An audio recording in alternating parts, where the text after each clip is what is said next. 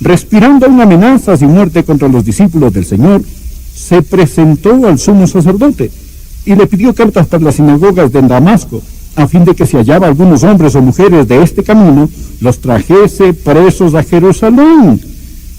En simple español, esto significa que él tenía autorización para apresar a los cristianos, encadenarlos y traerlos de regreso a Jerusalén para ser juzgados. Mas yendo por el camino, aconteció que al llegar cerca de Damasco, repentinamente le rodeó un resplandor de luz del cielo, y cayendo en tierra, oyó una voz que le decía: Saulo, Saulo, ¿por qué me persigues? Él dijo: ¿quién eres, Señor? Y él le dijo: yo soy Jesús, a quien tú persigues. Dura cosa te es dar coces contra el aguijón. Él, temblando y temeroso, dijo: aquí está la pregunta. Señor, ¿qué quieres que yo haga? Y el Señor le dijo: levántate y entra en la ciudad, y se te dirá lo que debes hacer. Las dos preguntas más importantes que jamás cualquiera podría hacer. Pregunta número 1: ¿quién eres, Señor? Pregunta número 2: ¿qué quieres que yo haga? Estas son las dos preguntas más importantes. Y el apóstol Pablo pasó el resto de su vida buscando la respuesta a estas dos importantísimas preguntas. Solo ¿quién es Jesús? ¿Y qué quiere Jesús que usted haga? Y estas son las dos preguntas que quiero que usted se pregunte hoy. Porque al hombre de hoy sería descrito como una generación de hombres sin dirección en una edad de proyectiles dirigidos. Somos criaturas inteligentes que hemos perdido nuestro camino en la oscuridad. Ahora, yo tengo 3 proposiciones de este pasaje para usted hoy. La vida de Saulo, quien llegó a ser el apóstol Pablo. Hay 3 cosas que oro que el Espíritu Santo de Dios las selle en su corazón. Número 1, ¿y qué bendición es esta? Número 1, su guía es una promesa. Dios nos ha prometido guiar. Mire por favor la última parte del versículo 6. Y el Señor le dijo: levántate y entra en la ciudad, y se te dirá lo que debes hacer. No creo que Jesús haya podido darle una mejor promesa que esta que le hace aquí. Se te dirá. Usted dice: eso fue lo que el Señor le dijo a Saulo. Él no me dijo esto a mí. Bien, déjeme darle algunos versículos más. Anote estos. Efesios capítulo 2, versículo 10. La Biblia dice: porque somos hechura suya, creados en Cristo Jesús para buenas obras, las cuales Dios preparó de antemano para que anduviésemos en ellas. Creados en Cristo Jesús para buenas obras, las cuales Dios preparó de antemano para que anduviésemos en ellas. ¿Qué significa esto en simple español? Que Dios tiene un plan para su vida. Escuche este. Isaías capítulo 58, versículo 11. Jehová te guiará continuamente. Escuche este otro. Proverbios capítulo 3, versículo 6. Reconócelo en todos tus caminos y Él enderezará tus veredas. Amigo, la guía es una promesa en la palabra de Dios. Cuán bendecidos somos los que conocemos al Señor. Tenemos un Padre arriba controlando todas las cosas. Tenemos al Salvador al lado guiando nuestros pasos. Tenemos al Espíritu adentro hablando en nuestros corazones y podemos saber la guía de nuestro Señor. Podemos saber su voluntad. Bueno, la voluntad de Dios. La voluntad de Dios viene a nosotros en 3 formas. Primeramente, viene a nosotros como su voluntad soberana. La voluntad soberana de Dios siempre se hará. Usted no puede pararla, yo no puedo pararla. Dios es Dios y Dios realizará lo que Él desea hacer, porque no hay nadie que pueda detener al Señor. Esto es su voluntad soberana. Y la voluntad soberana de Dios es misteriosa, es desconocida. Yo no puedo saberla. Usted no puede saberla. Es conocida totalmente solo por Dios. En Deuteronomio 29, versículo 29, las cosas secretas pertenecen a Jehová, nuestro Dios, mas las reveladas son para nosotros y para nuestros hijos para siempre. Las cosas secretas pertenecen a Dios. Amigo, usted será una persona feliz si solo renunciara a ser Dios y dejara que Dios sea Dios. Solo hágalo y deje a Dios ser Dios. Hay ciertas cosas que usted nunca comprenderá hasta que llegue al cielo, si entonces las entiende. Las cosas secretas pertenecen al Señor nuestro Dios. Esta es la voluntad soberana de Dios. Dios es soberano. Les he dicho antes, nada sucede sin su permiso. Hay una segunda voluntad, y esta es la voluntad moral de Dios. Dios tiene una voluntad moral. Hay ciertas cosas que Dios dice que son buenas, y hay ciertas cosas que Dios dice que son malas. Por ejemplo, es malo cometer fornicación, es malo robar, es malo asesinar, es malo mentir, el orgullo es malo. Todas estas cosas son malas. Hay ciertas cosas que son buenas. El amor es bueno, la justicia es buena, la honestidad es buena, la bondad es buena, la consideración. Esto es de Dios. Esto es la voluntad moral de Dios. Esto no va a cambiar para mí, esta no va a cambiar para usted. Hay una ley permanente de lo bueno y lo malo porque Dios lo ha dicho. Bueno, esta es su voluntad moral y esta se encuentra en la palabra de Dios. Sin titubeo, sin tartamudear, sin disculpas, sin indecisión, sin dudas ni peros. Eso es. Dios dice, esto es bueno y esto es malo. Esto es la voluntad de Dios. Él no va a cambiarla para usted, Él no va a cambiarla para mí. Pero hay un tercer tipo de voluntad, y esta es de la que estamos hablando ahora, y es la voluntad individual de Dios. ¿Qué es la voluntad especial de Dios para usted? Dios tenía un plan individual para Saulo. Por ejemplo, mire por favor el versículo 15. El Señor le dijo, ve porque instrumento escogido me es este, para llevar mi nombre en presencia de los gentiles y de reyes y de los hijos de Israel, porque yo le mostraré cuánto es menester que padezca por mi nombre. Es que Dios tenía un plan muy especial para este hombre. Dios dijo, mi plan para este hombre es que él va a llegar a ser un apóstol a los gentiles. Él es un hombre muy especial. Él es un instrumento escogido. Esto es muy importante para mí, que Dios lo eligió individualmente para ser un instrumento escogido. Y Dios tiene un plan especial para cada uno de nosotros. Dios tiene un plan especial para cada uno de nosotros. Segundo, la guía es provisional. Ahora hay ciertas medidas que entran en acción antes de que usted pueda saber la guía de Dios. Por ejemplo, la número 1, debe haber disposición. Mire de nuevo el versículo 6. Y él, temblando y temeroso, dijo, Señor, ¿qué quieres que yo haga? Bien, solo supongamos que él quiera hacer lo que Dios quería que él hiciera. Muchas personas no quieren realmente la voluntad de Dios. Quieren hacer su voluntad y que Dios les dé el visto bueno. Hay algunas personas que van al arquitecto, piensan que quieren una casa, desean que el arquitecto la diseñe, pero lo que realmente quieren es que el arquitecto rediseñe lo que tienen en su mente. Lo que es apropiado en construir casas, pero no es apropiado en construir una vida. Amigo, si usted desea saber la voluntad de Dios, debe haber, número 1, disposición. Número 2, debe haber mansedumbre. Mansedumbre. ¿Sabe lo que él dijo? Él dijo, ¿qué quieres que yo haga? Eso es, usted está en control, yo no estoy en control. ¿Sabe qué es la mansedumbre? Mansedumbre significa que usted se deje enseñar. ¿Cuántas personas hay aquí que se dejan enseñar? En el Salmo 25, versículo 9, la Biblia dice, y escuche esto porque este es un versículo clave. Salmo 25, versículo 9, enseñará a los mansos su camino. Enseñará a los mansos su camino. Ahora, ¿es usted manso? Si usted no es manso, si no tiene disposición y no es manso, no sabrá la voluntad de Dios. Hay una tercera medida. No solamente había disposición y mansedumbre, pero había franqueza. Él buscó la voluntad de Dios. Él está orando. Está diciendo, Señor, muéstrame tu voluntad. Él ha estado receptible a la voluntad de Dios. No diga simplemente, si Dios quiere mostrármela, Él puede hacerlo. Usted seriamente, sinceramente, ha orado y pedido, oh Dios, quiero saber tu voluntad. Se reporta servicio. ¿Piensa usted que depende de Dios el poner su mano en su hombro, agarrarlo y cambiarlo? ¿O después de haber encontrado al Señor Jesús, va a ser usted como Pablo y decir, Señor, ¿qué quieres que haga?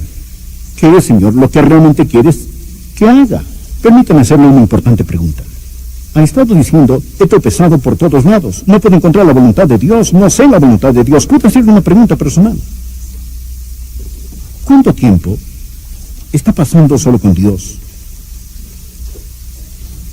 Con su Biblia, en su tiempo devocional, reportándose para servicio. Puede ser que Dios esté hablando, pero usted no está escuchando. Y aun cuando ora, usted no está escuchando. En lugar de decir, habla Señor, tu siervo escucha, está diciendo, escucha Señor, estoy hablando. Y está usted orando y contándole algo a Dios. Debe haber franqueza. Y no vengan por ahí diciendo, oh, yo quiero saber la voluntad de Dios. A menos que haya disposición, a menos que haya, amigos, mansedumbre, a menos que haya franqueza, a menos que haya sometimiento. Todas estas cosas estaban presentes cuando el apóstol Pablo oró y dijo, Señor, ¿qué quieres que yo haga? Aquí está el tercer punto que quiero que vea. No solo su guía es una promesa, no solo es esta provisional. En tercer lugar, es práctica. Dios ha dado algunas formas muy prácticas para que usted pueda saber su voluntad. Y las vamos a encontrar. Aquí las tenemos y quiero que usted las mire. Una forma que puede saber la voluntad de Dios es por los milagros. Y sería deshonesto si no lo mencionara. Miren el versículo 3. Mas yendo por el camino aconteció que al llegar cerca de Damasco, repentinamente le rodeó un resplandor de luz del cielo. Y cayendo en tierra, oyó una voz que le decía, Saulo, Saulo, ¿por qué me persigues? Y Dios podría hablarle con una visión.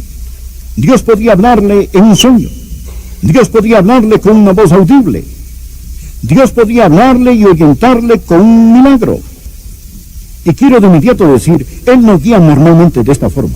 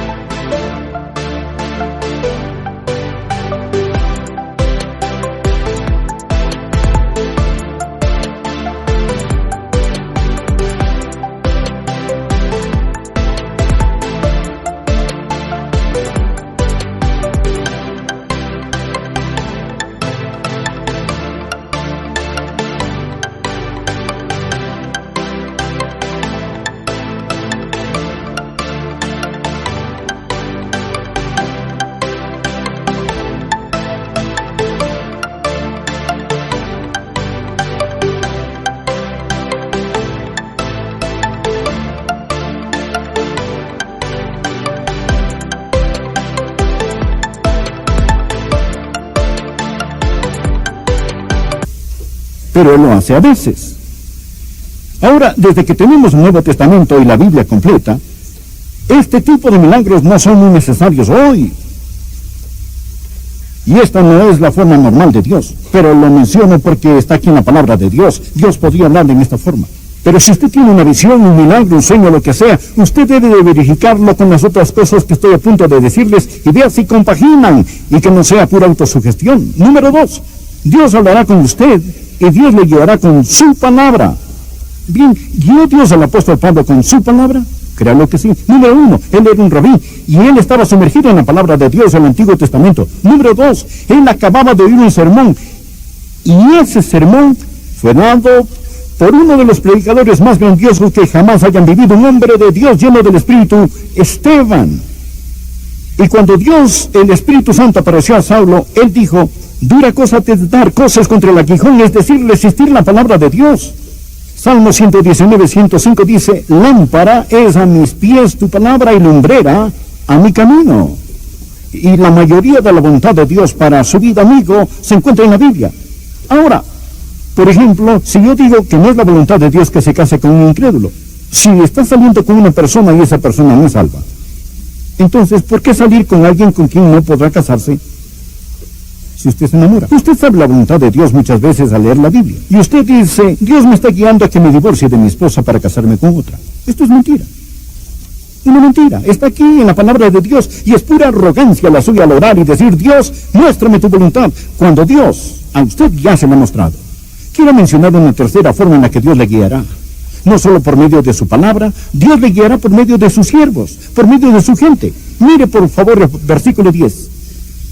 Había entonces en Damasco un discípulo llamado Ananías, a quien el Señor dijo en visión, Ananías, Y él respondió: heme aquí, Señor.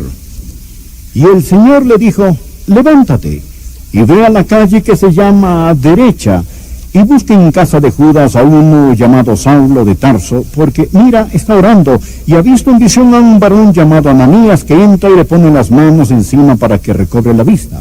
Entonces Ananías respondió: Señor, he oído mucho acerca de este hombre, cuántos males ha hecho a tus santos en Jerusalén. Cada palabra que Ananías estaba diciendo en este momento salía de su corazón, porque lo tenía en su garganta. Dios dijo: tú vas a ir ahí y hablarás con este hombre. ¿Quién va conmigo? Tú irás solo, Ananías. Y él tenía autorización del sumo sacerdote para apresar a todo aquel que orara en su nombre. Pero el Señor dijo: ve, porque instrumento escogido me es este. Aquí está el punto. Cuando Dios estaba hablando con Saulo, Dios estaba diciendo: le mostraré a Saulo. Saulo, voy a mostrarte mi voluntad. Y Dios también tomó un hombre llamado Ananías y usó a Ananías para confirmar su voluntad. Ahora, Dios lo hará. La Biblia dice: y en la multitud de consejeros está la victoria. Proverbios 24:6 dice: porque con ingenio harás la guerra, y en la multitud de consejeros está la victoria. ¿Bien qué significa esto?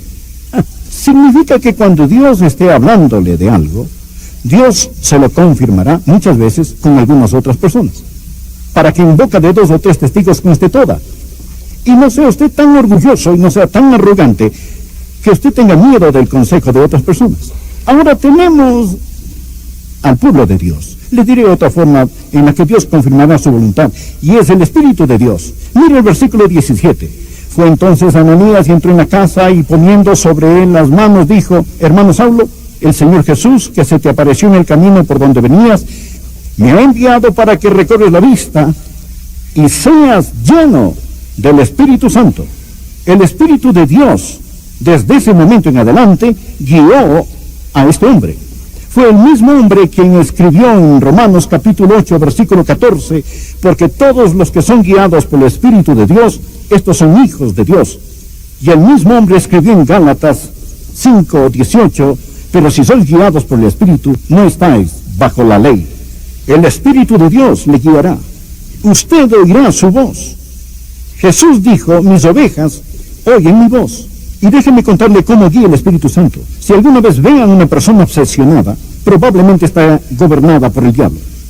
Dios no grita y Dios no empuja. Dios susurra y Dios guía. Él guía a sus ovejas. Él no las está guiando al matadero, Él las guía a los pastos.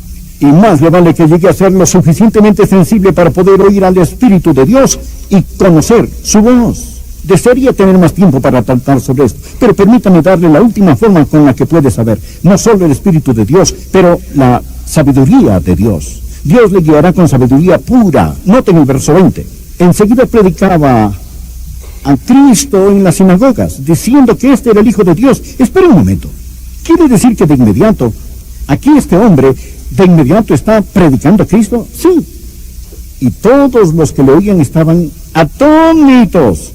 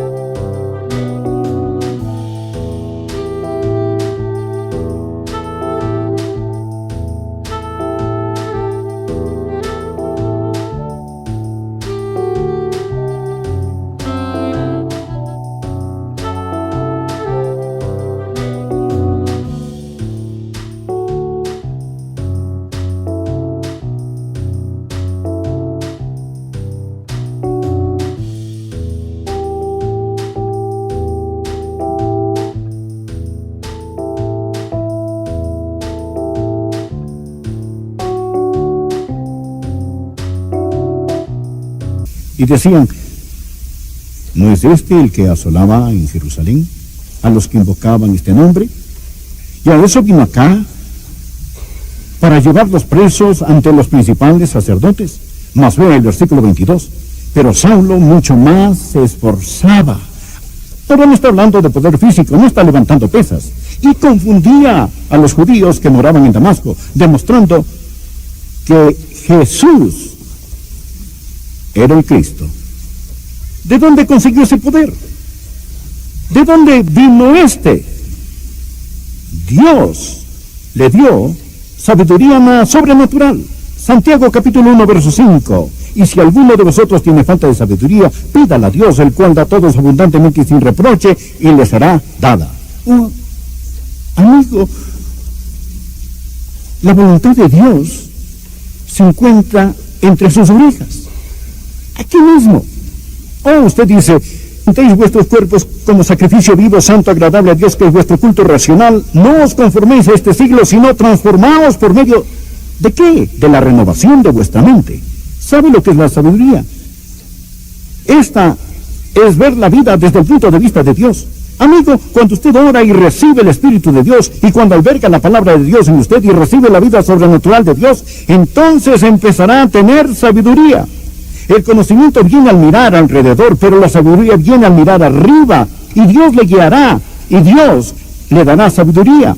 Yo no sé cómo explicarlo de ninguna otra manera, pero es sobrenatural cuando una persona camina en el Espíritu. Él dice, tengo la mente de Cristo, y él no tiene temor de confiar en lo que tiene aquí arriba.